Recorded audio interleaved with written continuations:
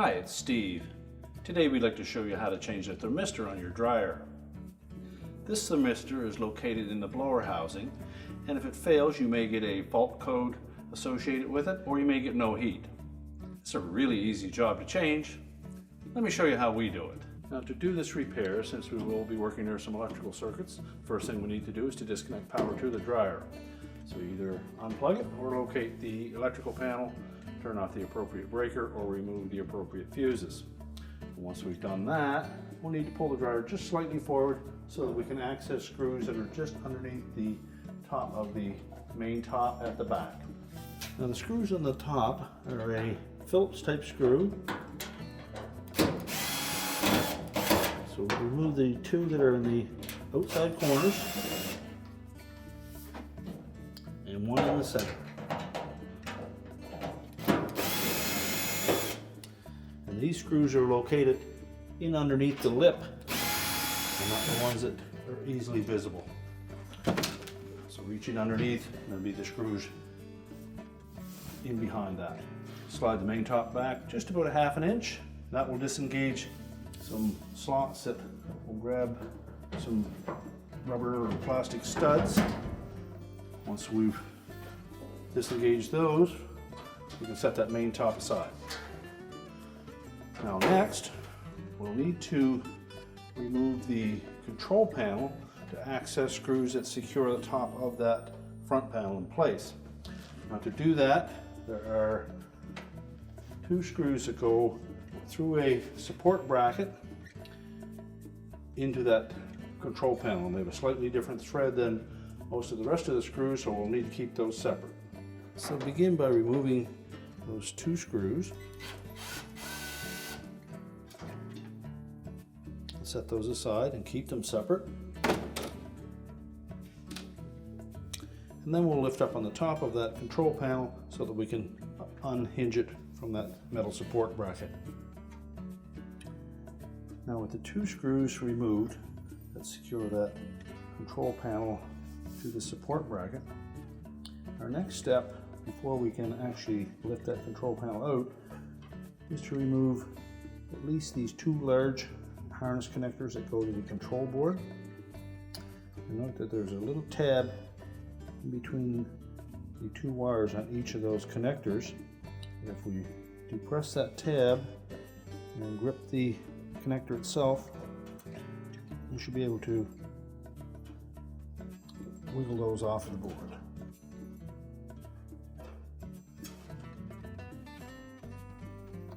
It's a connector with a little hook on it. So do that for both. And try to pull just on the connector when you're pulling those off the board. So you probably need two hands to do that. Now with those out of the way, you can probably reach the two connectors below that. And again, there are locking tabs that we'll need to depress. Just squeeze them to release and then pull the wire harness off.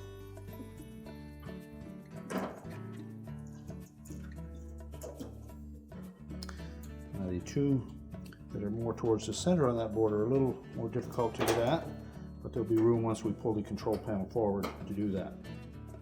You may wish to unhook the harness from the harness retainer clip on the top of that bulkhead.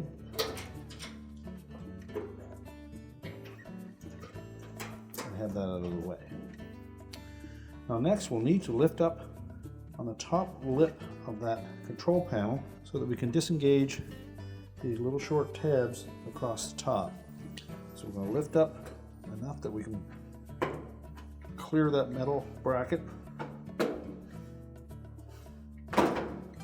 pull forward at the same time, and then we can pivot it, tilt it towards you while lifting it away from the top of the front panel. And that will give us enough leeway that we can then remove these two remaining wire harness connectors. Again, there will be a locking tab on the side of them. Just depress the tab and release the connectors.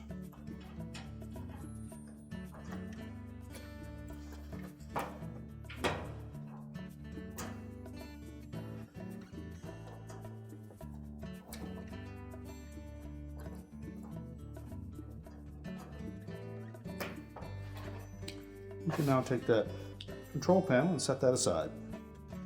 Now with the control panel out of the way, our next step will be to open up the dryer door, and we'll want to remove these two screws that sit just below the lint filter housing.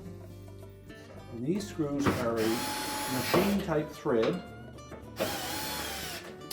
So again, we'll need to keep those separated. And then we'll remove the 4 screws that are located across the top of the front panel.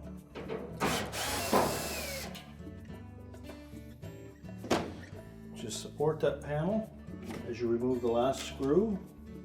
Then we'll just tilt it forward enough that you can access a wire harness that attaches right at the top of the door. So you can grasp that connector and unplug it. And we can tilt that panel far enough forward, we can lift it off of 2 metal tabs that are attached to the base. We'll set that assembly aside. Now our next step will be to remove the front bulkhead. So before we do that, we're going to disconnect the wire harness that goes to the light bulb if your model has one on it. And just take note of the location of the gray and black wires as to which one is towards the front. Then remove a screw each from those 4 corner tabs. And down at the bottom, we'll note a harness that goes down to a connector.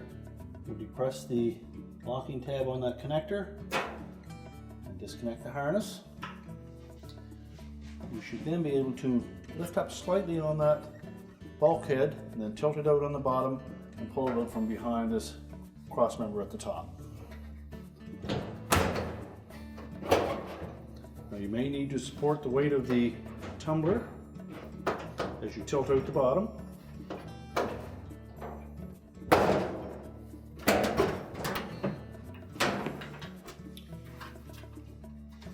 Then we'll set that assembly aside.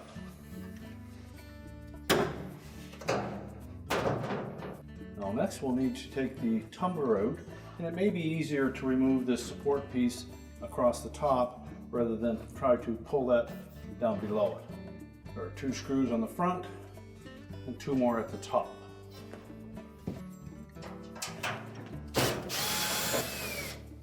You'll note that the 2 screws may be different lengths. Typically the shorter ones go through the front.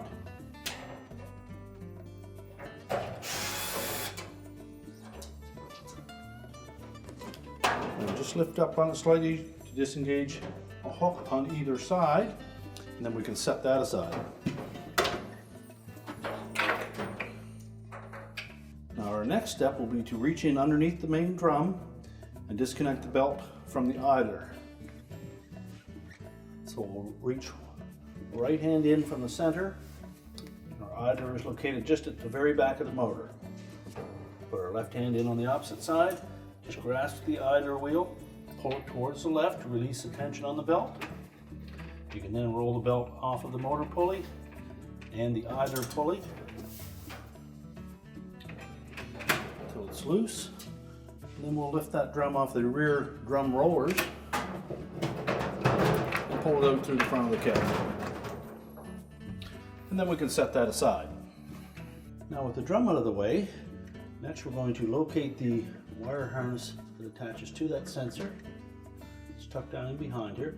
You'll note that there is a locking tab on those 2 harness connectors. We're simply going to depress the tab and separate the harness connector. You may or may not have that sensor lead attached to the one on top of the blower housing, and so we'll need to just carefully cut that tape.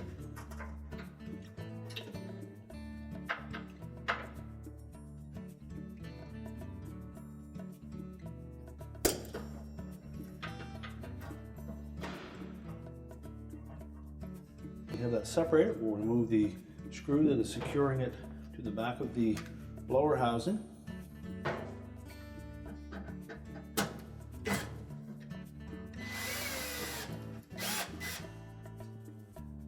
Remove the old sensor.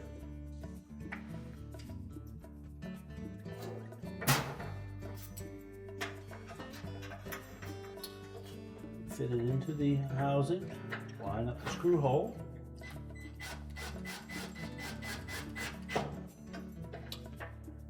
Tighten the screw.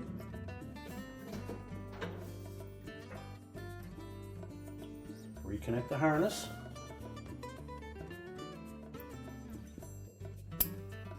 Make sure the locking tab engages. And if you wish, we'll retape those two harnesses together. You can use a little bit of electrical tape.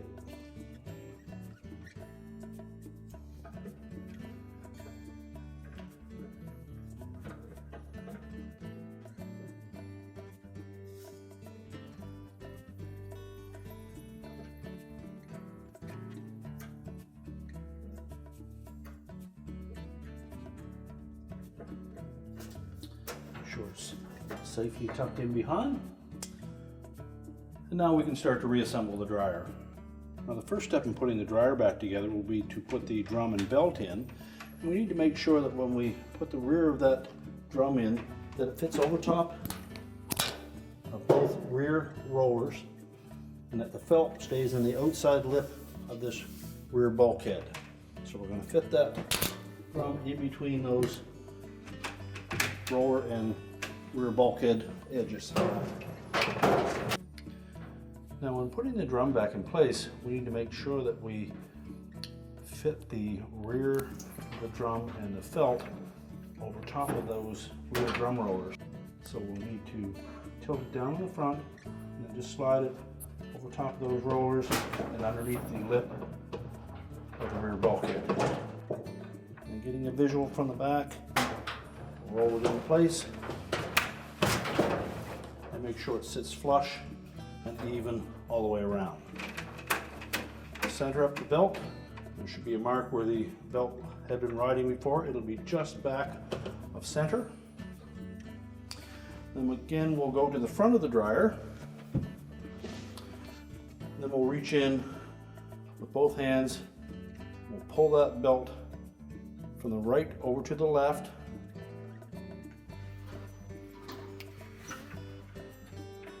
Reach in, we'll find that belt, lay it right across the top of the idler. We're going to push that idler to the left, and we'll pull the belt down on the inside of the idler.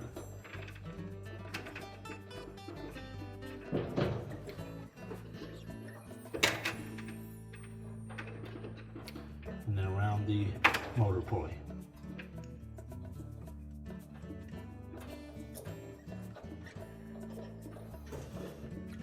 And just rotate that drum a couple of turns to make sure that it's staying true.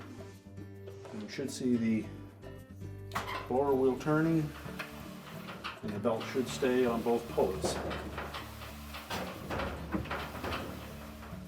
Verify that it's staying in its track on the drum. And next we can put the front bulkhead and crossmember support in. Now our next step in reassembly is to put the crossmember on. So we'll line up these two hooks on either side, little slotted openings. Just push them in and then press down. Install the 4 retaining screws, the 2 long ones on the top and the shorter ones through the front. These will be in the upper holes on the front. Now next we'll put the bulkhead back on, and like installing the drum on the rear bulkhead, we need to make sure that the lip of the drum fits in between the roller and that raised lip of the bulkhead. So we'll tuck the top of it in behind that panel first.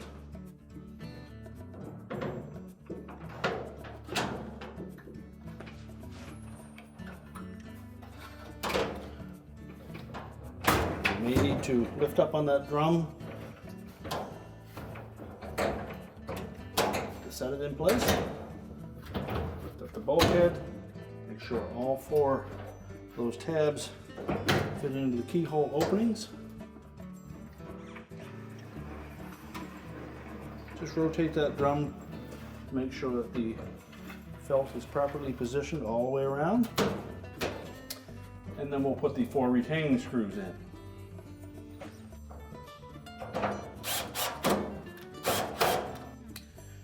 Now if you haven't done so already, remember to reconnect the wire harness to the light bulb socket, and remember which of the 2 wires was facing forward. Make sure that's in nice and secure. And then we can put the front panel on.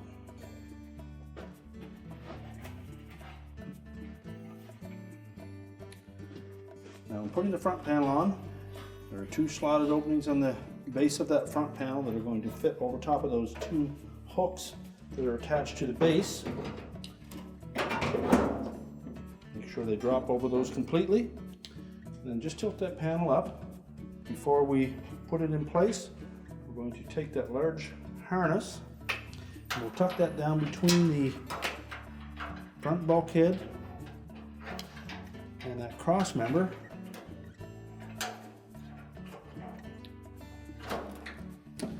Just pull that out through so that we can connect it. Make sure that connector is pressed in firmly and that the wire doesn't pinch as we push the panel back into place. So next we'll attach the 4 screws across the top.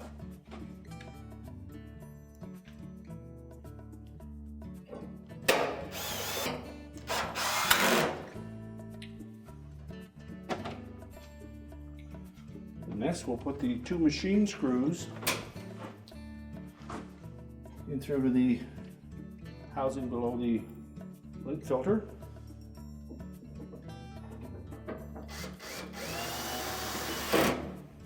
Because they're machine screws, we need to make sure that we don't get them in cross-threaded.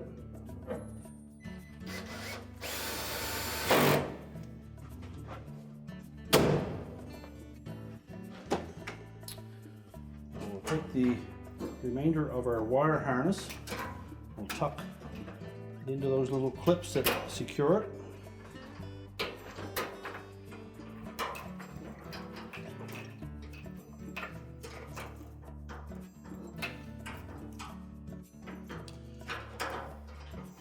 Two connectors that will attach closest to the center.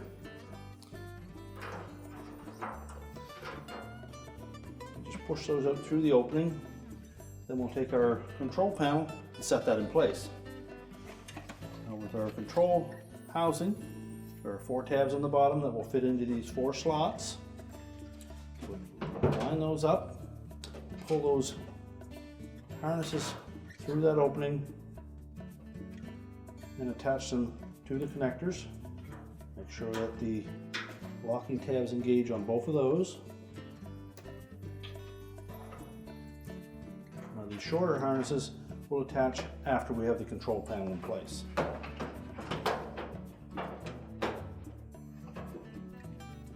So line up those tabs, just tilt the console slightly forward at the top until they're all engaged. That sits flush all along the top, and then just press it in place.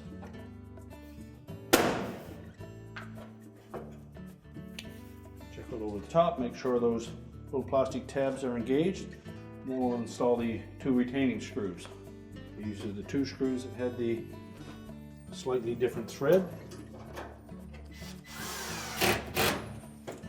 Once we have those secure, we're now ready to reattach the 4 harnesses. So we'll begin by separating those 2 larger wire harnesses. Just keep those out of the way. We'll reach down inside and install the 2 smaller harnesses. Again, we want to make sure that the locking tabs are engaged.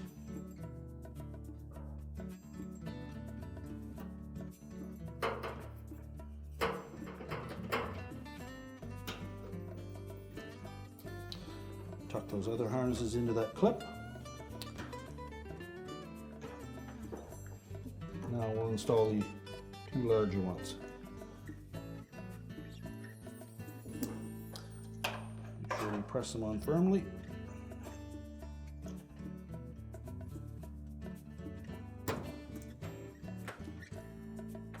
both of those tabs are engaged. Now we can put the main top back on. Now when putting the main top on, one thing that we need to make sure of is these hooks on either side of that top will engage with these 4 plastic bushings that sit along the side rails. So we'll lay the top in place, leave about a 1/2 inch gap between the front edge of that top and the back edge of our console. Line it up evenly side to side. And just press it forward so that it engages all 4 of those plastic grommets. Next we'll put the 3 retaining screws in at the back.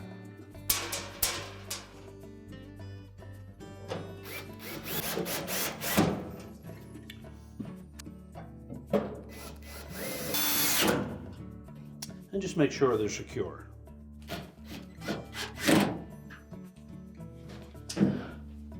Once we have the main top back in place, we can then plug the dryer in or turn on the breaker or fuses, and our repair is complete.